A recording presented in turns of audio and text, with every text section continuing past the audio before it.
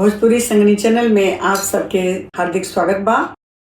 आठ ही काठ के मलवा वो मलवा ए मलवा हे सुहागे कहर दी मांगा देबो हे सुहागे के हर दी मांगा देबो। आठ ही काठ के मलवा रे मलवा ओ मलवा ए सुहागे के हर दी मांगा देबो हे सुहाग के हर दी मांगा देबो। तनी एक गोड़वा पसार एक वन दुल्हाला देबो हे सुहाग के हर दिला देबो।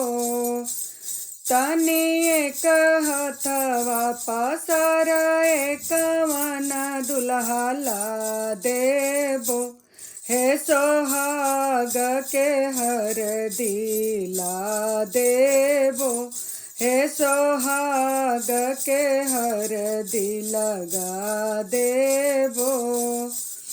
आठ ही काठ के मलवा रे मलवा ओ मलवा ए सुहाग के तेल मांगा देबो ए सुहाग के तेल मांगा देबो।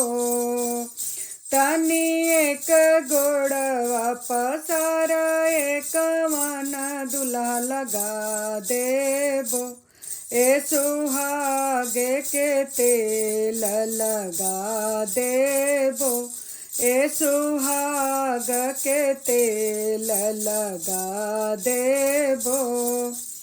तनी एक गोड़वा पसार एक वन दुल्हाला देबो ए सुहाग के तेल लगा देबो ए सुहाग के हर दिल लगा देबो ए सुहाग के तेल लगा देबो ए सुहाग के तेल लगा देबो।